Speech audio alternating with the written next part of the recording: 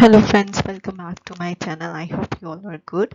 सो आज जो हम टॉपिक करने जा रहे हैं वो बेसिक्स ऑफ अकाउंटिंग एमसीक्यूज। ठीक है, तो हमने पहले पार्ट में भी एमसीक्यूज किए थे अकाउंट्स के, तो अभी इसमें भी हम बाकी के एमसीक्यूज करेंगे बेसिक्स ऑफ अकाउंटिंग में। ठीक है, अगर आपने इस चैनल को सब्सक्राइब नहीं किया तो जल्दी से जाके इस चैनल को सब्सक्राइब कर लीजिए, लाइक कमेंट और शेयर ज़रूर कीजिए ताकि बाकियों को भी इसका फ़ायदा मिले। Okay, now let's get started. चलिए पहला क्वेश्चन देख लेते हैं। The two most common specialised fields of accounting in practice are. तो कह रहा है कि अकाउंटिंग की स्पेशलाइज्ड फील्ड बताइए, इनमें से कौन सी। तो आपके पास ऑप्शंस हैं चार, तो इसका जो राइट आंसर है वो आपका मैनेजरेबल अकाउंटिंग एंड फाइनेंशियल अकाउंटिंग जो है वो क्या है, अकाउंटिंग के पार्ट्स हैं। ठीक है, तो नेक्स्ट क्वेश्चन देखते हैं। नेक्स्ट क्वेश्चन में लिखा है which one of the following statement completely and correctly describes accounting. तो कह रहा है कि इनमें से कौन से ऐसे स्टेप्स हैं जो अकाउंटिंग को डिस्क्राइब करते हैं, मतलब कौन से स्टेप वाइज स्टेप्स हैं जिससे हम अकाउंटिंग का प्रोसेस कंप्लीट करते हैं। ठीक है, तो सबसे पहले ऐसा क्या करते हैं, उसके बाद क्या स्टेप रहता है, फिर उसके बाद क्या स्टेप रहता है अकाउंट। तो इसका जो राइट आंसर है वो है आपका, सबसे पहले आपको रिकॉर्डिंग करनी होती है अपने अकाउंट्स की। ठीक है, देन उसके बाद आपको क्लासीफाई करना होता है उसको, फिर उसको लास्ट में जो भी आपने डेटा बनाया है, अकाउंट बनाया है, उसको समराइज करना होता है economic activity in A systematic way में। ठीक है, अच्छी तरह से उसको सिस्टमैटिक वे में उसको समराइज करना होता है। तो ये इसके स्टेप है। तो you have to remember accounting, classifying and summarising economic activities in systematic manner. Then उसके बाद accounting is the language of, ये किसकी लैंग्वेज है, मतलब कहाँ यूज होता है अकाउंटिंग।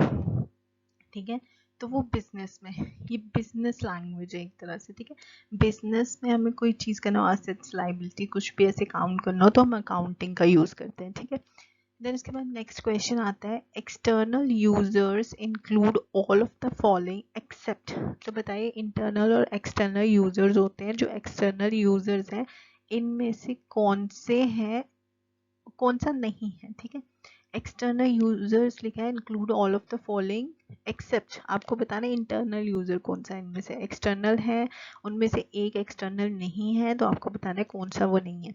तो एम्प्लॉयज जो होते हैं वो इंटरनल यूजर होते हैं क्योंकि वो अंदर बैठ के ऑफिस में बैठ के काम कर रहे होते हैं। ठीक है, तो वो है आपके इंटरनल यूजर्स। ठीक है, देन नेक्स्ट आता है आपका लाइबिलिटीज। तो लाइबिलिटीज और एसेट्स के बारे में अगर आपको पता होगा तो आप अच्छे से इसको आंसर कर पाओगे, लेकिन अगर आपको नहीं पता तो देखो, एसेट्स वो होते हैं जो आपके पास होते हैं। ठीक है, आपके अपने होते हैं, तो वो क्या मतलब आप पे कोई जिम्मेदारी नहीं है उस चीज़ की, आपको किसी को पे ऑफ नहीं करना पड़ता उसके लिए। ठीक है, तो आपने खरीद लिया, आपके पास रहेंगे, जैसे बिल्डिंग हो गई। ठीक है, ये सब फर्नीचर वगैरह।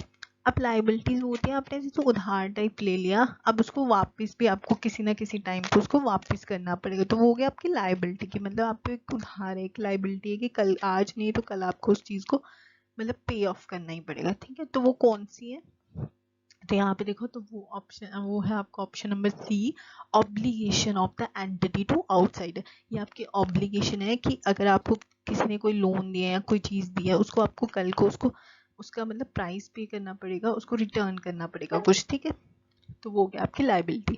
देन कह रहा है all of the following are expenses except, इनमें से सारे एक्सपेंसेस हैं लेकिन एक नहीं है, वो कौन सा है। तो एक्सपेंसेस तो आपको पता है खर्चे होते हैं। ठीक है, रेवेन्यू एंड एक्सपेंसेस, रेवेन्यू हो गया जो आपके पास आया, आपके पास कितना प्रॉफिट आया। ठीक है, तो एक्सपेंसेस हो गया आपके कितना मतलब खर्चे कितने हैं, वो हो गया। तो एक्सपेंसेस कौन कौन से हैं, कौन सा नहीं है इनमें से। तो रेंट पेएबल, ठीक है, रेंट पेएबल क्या है आपका, जो किसी ने आपको पे करना है रेंट, तो वो आपके एक्सपेंसेस नहीं है, वो आपका रेवेन्यू आ रहा है। ठीक है, उससे। तो वेजीज जो है आपके एक्सपेंसेस होते हैं, आपको किसी को वेजीज पे करना है, सैलरी पे करना है, कैरेज पे करना है। ठीक है, तो आपको ये सारे क्या, सैलरी वेजेस ये सब क्या एक्सपेंसेस है, मतलब आपको देना ही पड़ेगा, आपका मतलब असेट कम हो रहा है इससे। लेकिन जब आपको रेंट पेएबल है, आपको कोई दे रहा है, तो फिर इसका मतलब ये है कि आपका रेवेन्यू बढ़ रहा है। चलिए नेक्स्ट है कि economic obligation of the business are card. तो ये हमने अभी पीछे भी पढ़ा कि इकोनॉमिक ऑब्लिगेशंस क्या होती है, वो होती है आपकी लायबिलिटी की, लायबिलिटी आपकी ऑब्लिगेशन है कि आपको लायबिलिटी पे करनी ही पड़ेगी, आपकी ऑब्लिगेशन होती है। ठीक है, economic resources of business that expected to be of benefit in future time referred as। वो resources जो आपको future में benefit करेंगे आपके business में, तो वो क्या कहलाते हैं, तो वो ऑनर्स इक्विटी कहलाते हैं। ठीक है, उसे हम क्या बोलते हैं, ऑनर इक्विटी। तो वो आपके क्या आगे जाके भी बेनिफिट आपको प्रोवाइड करते हैं। देन उसके बाद कहते हैं रेवेन्यू क्या होता है। तो मैंने आपको बताया रेवेन्यू क्या होता है, जो आपके पास आता है, आपका प्रॉफिट होता है, वो होता है रेवेन्यू। तो आप यहाँ से देख सकते हो, जो आपका मतलब आपका एसेट बढ़ जाएगा, आपकी कैपिटल बढ़ती है उससे। ठीक है, तो रेवेन्यू हो गया जो चीज़ आपके पास आ रही है। तो अब इसमें से देखो डिक्रीज तो होगा नहीं, डिक्रीज तो होगा नहीं, मतलब बढ़ रहा है। तो बढ़ने में क्या हुआ, बिजनेस का कॉस्ट भी नहीं है, इम्पैक्ट तो पड़ेगा भाई शेयर होल्डर इक्विटी में। जब आपका रेवेन्यू आएगा तो शेयर होल्डर इक्विटी क्या होगी, वो इंक्रीज होगी। तो इसका आंसर है D, is an increase in shareholder equity. ठीक है, then which of the following item of revenue nature, इनमें से कौन सा रेवेन्यू नेचर का आइटम है, तो वो है फी अर्न। ठीक है, जो हमने फी किसी से अर्न की है तो वो है रेवेन्यू नेचर का। ठीक है, तो आई hope you like this video. If you like this video, please like, share and subscribe this channel for more interesting and more knowledgeable videos.